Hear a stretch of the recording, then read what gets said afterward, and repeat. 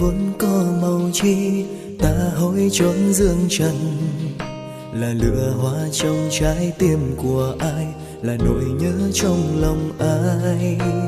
Vì yêu ta hân hoan, vì yêu ta nước mắt lăn dài. Rồi vì yêu nên mà ta hóa ra cuồng si. Màu tình yêu vốn có màu chi, hay giống đóa hoa gì. Là hồng hoa trong trái tim của ai, là tạo hóa trong lòng ai. Vì yêu nên ta hát tình ca, ta viết câu thơ tình. Rồi vì yêu ta cứ đi tìm trong vô thứ. Phật ơi con yêu người ta, mà người ấy không yêu lại con. Phật an nhiên lặng yên không nói ra, những người niệm A Di Đà Phật. Người mong ta xuôi theo tự nhiên, vì thế gian tự có nhân quả. Hà tất chứ không phôi bỏ hết bao khổ đau. Phật cô ơi con làm sao mới cho con giải thoát. Phật an nhiên lặng yên không nói ra, những người niệm A Di Đà Phật. Người ban câu sắc tức thì không, người nói câu duyên khởi duyên tàn. Từ đây thâm tâm của ta quyến luyến bụi trần.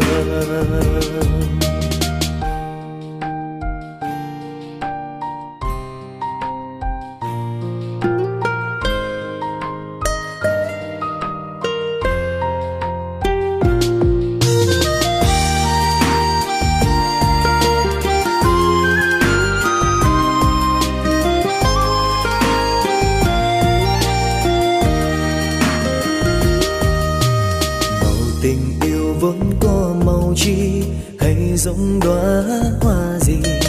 Là hồng hoa trong trái tim của ai, là tạo hóa trong lòng ai. Vì yêu nên ta hát tình ca, ta viết câu thơ tình. Rồi vì yêu ta cứ đi tìm trong vô thứ.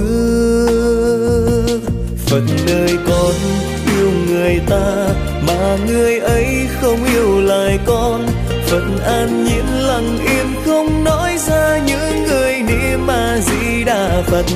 Người mong ta xuôi theo tự nhiên, vì thế gian tự có nhân quả. Hà tất chứ không phôi bỏ hết bao khổ đau. Phật cô ơi con làm sao mới cho con giải thoát.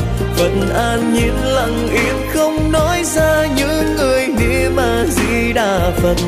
Người ban câu sắc tức thì không, người nói câu duyên khởi duyên tàn. Từ đây thâm tâm của ta quyến luyến bụi trần. Phật ơi con yêu người ta, mà người ấy không yêu lại con. Phật an nhiên lặng yên không nói ra, những người niệm A Di Đà Phật. Người mong ta xuôi theo tự nhiên, vì thế gian tự có nhân quả. Hà tất chứ không phôi bỏ hết bao khổ đau. Phật cô ơi con làm sao mới cho con giải thoát. Phật an nhiên lặng yên không nói ra, những người niệm A Di Đà Phật. Người ban câu sắc tức thì không, người nói câu duyên khởi duyên tàn. Từ đây thâm tâm của ta quyến luyến bụi trần.